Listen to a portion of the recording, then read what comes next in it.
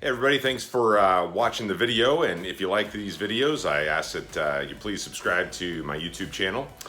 Today we're going to show you how we fly the twin Cessna, the Cessna 414 in this case, into Manville, North Dakota. I know a lot of you watching have been to Manville. It's a really nice runway. This past 12 months they had 3 flood events, which really is incredibly difficult, and you'll notice it killed some of the grass. I talk about that in the video. One thing I did want to mention, as I mentioned in a lot of these videos, is just to try and talk briefly before you watch the video on some of the safety items. If you've flown into Manville, you know it's a fairly short runway. It's about 2,500 feet minus about 100 feet either side of, at the end, there's kind of a ramp up to the road. And so I do a lot of decision making beforehand, which is so important if you're going to fly into, you know, a short runway. It's always important to make decisions beforehand, but certainly going into a short runway, a grass runway with a large airplane, we have to make those decisions before we go in so that if anything were to happen, you know, we know exactly what we're doing. So there's I think one really important thing I wanted to mention as you watch this video. As I come in, I've calculated my final approach speed based on the stall speed.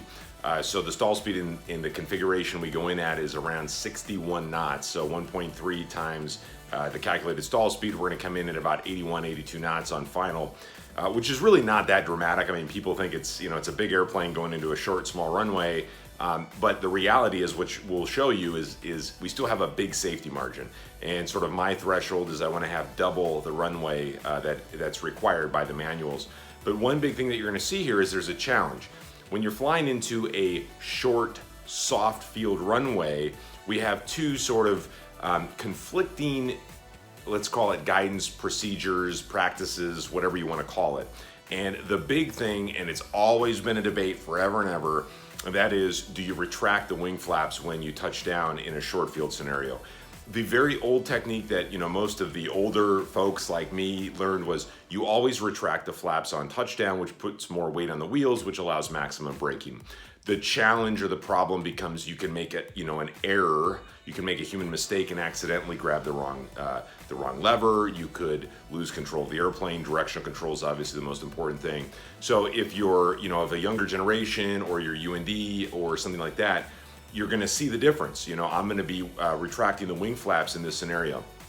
And there's also the conflicting challenge here of, in a soft field, I want to keep the weight off the wheels. So it's completely opposite. And so you have to make those decisions before you're going to do it, and you have to know what your plan is. In this case, I know the runway, and we're actually going to drive it here in a second. So you know, I'm going to make sure that the runway is smooth, it's firm, there's good drainage on the grass, so we have a dry, firm runway. Because otherwise, if you put all the weight on the wheels, you could wind up with a lot more problems. So in this scenario, I've driven the runway, I know the runway's firm, but it's very short, and so I want to get weight on the wheels as quickly as possible. So I'm also not going to, you know, hold the nose off because I need the weight on the wheels. I need to, you know, end the lift on the wing so that we can put that weight into the turf and get braking, and also in the turf, you're going to slow down naturally more than pavement. So that's the big difference you're going to see in this video. I think for those of you that do the more standard, it is safe to not be retracting flaps. You know, it is proper procedure to leave the flaps as they are.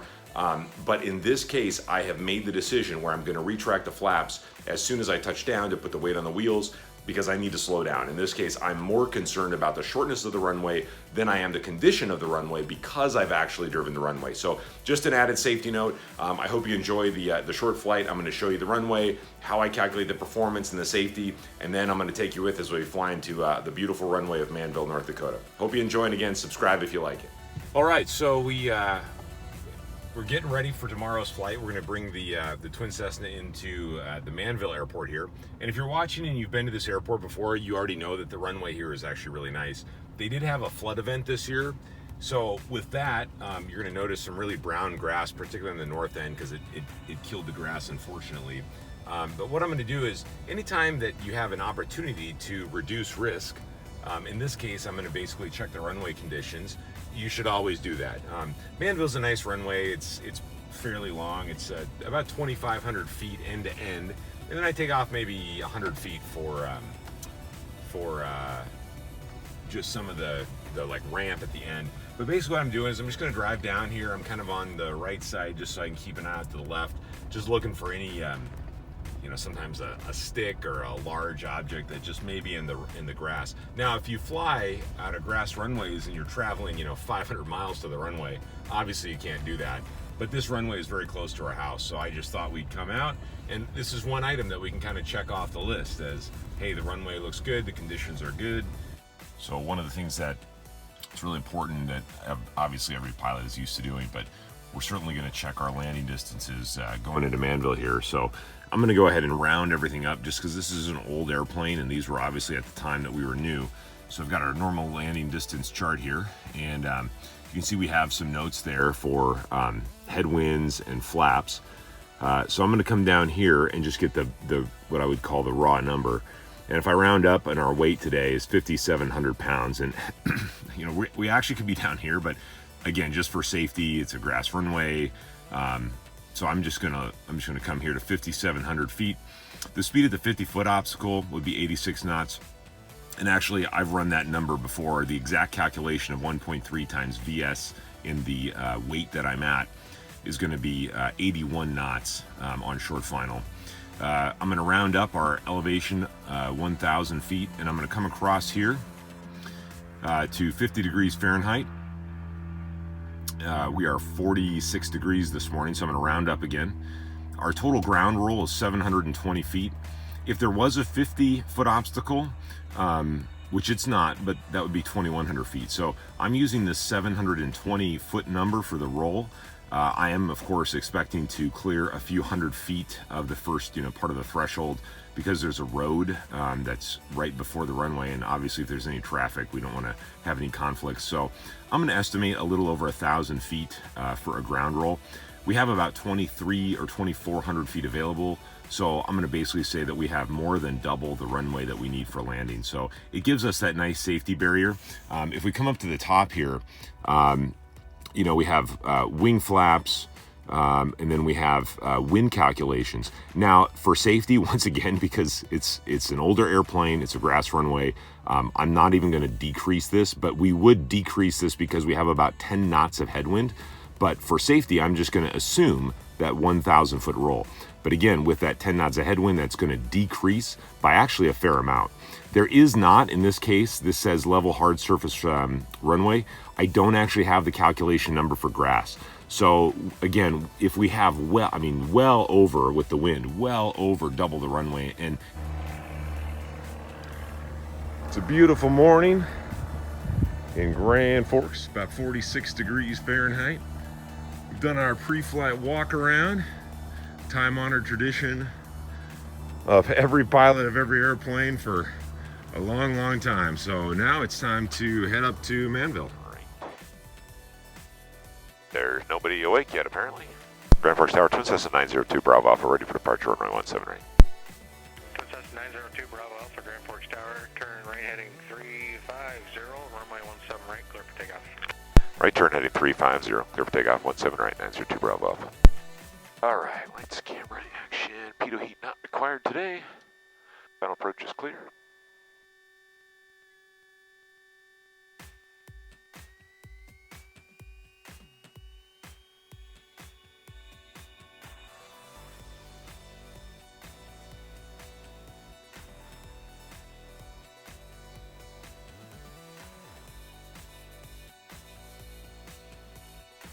Alright, gauges in the green.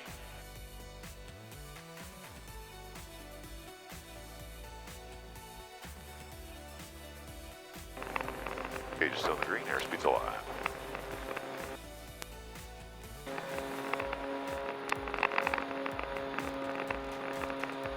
Nuts.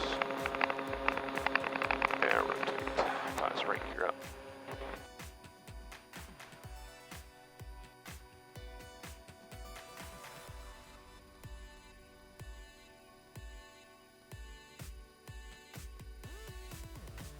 And we're going to bring that power back before we get going too fast here. Alright, we'll start a right turn. And we're going to bring our power back so we're not screaming through the skies here. Twin Cessna 2 Bravo Alpha, on course to Manville, approved. On course approved, 2 Bravo Alpha, thanks. Alright, we're at 1,800 feet here, kind of a nice pattern altitude, and we're just going to stay right here. Left turn 1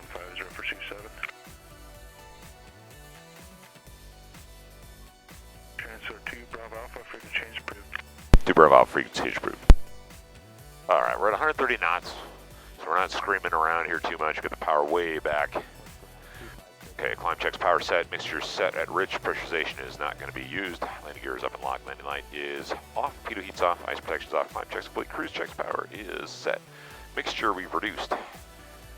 I'm sorry, mixture is rich. The power has been reduced. Cow flaps. We are going to leave open. Fuel. We got about 2 hours of fuel and a 2-minute flight. And ice protection's off. Cruise checks complete. Descent checks. Fuel selectors are main tanks. Fuel pumps are on. Pressurization is set to 500 feet above the field elevation. Altimeter is set at 3010. Ice protection's off. Descent checks complete before landing. Seatbelt, shoulder harnesses secure. Prop sync is off. Wing flaps standing by. Gear coming in a minute. Props and mixture standby. So we got everything left. Everything done except for our landing gear, wing flaps. Our props will go high. All right, we got just a second here. You can see the area over there to the right. Been up on the beautiful city of Manville, North Dakota. Manville's airport's a little tricky to find if you haven't been there before. Just a second here, I can hold the camera, but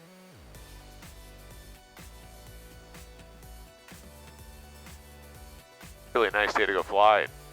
Pretty great. Sorry, the bug's there. There's that one bug that's always there. I gotta do a windshield wash. Anyway, Manville's a tough airport to find the first time you come in, and then it's pretty easy to find once you can find the city. Alright, sorry, I know the video's a little rocky when we put the camera mount back on. Alright, flaps are 15 degrees. Anytime we do a landing at Manville, we always got to make our decision as early as possible. If something's not looking just right, we're going to go ahead and go around. Gear's going to come down. 1, 2, 3, green, down and locked. We're in the white arc. Flaps are coming to 30. Approach speed's 82 knots. And we'll start our descent. Okay, we're 3 multi-engine pilots. I'm going to stay at least blue line here while I can in the pattern. So right now we're at 112. That's our blue line. I'll go ahead and turn base. Flaps full. Just get fully configured here. All right. We're at 100 knots. Want to make sure that we don't get too slow. That's the one thing that can ruin your day. There is a tower just on the north side of Manville. Got to make sure we stay just to the west of that here. We're going to look for 81 knots, 82 knots on final.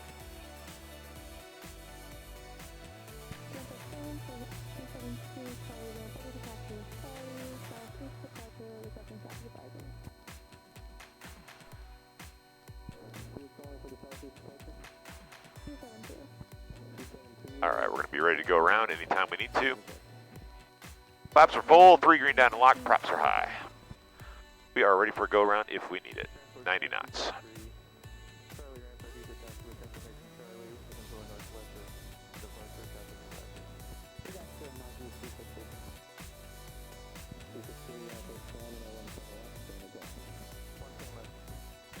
Okay, 83 knots.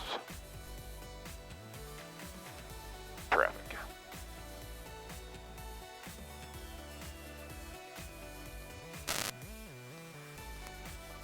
Okay, touchdown. Flaps up. Maximum back elevator pressure.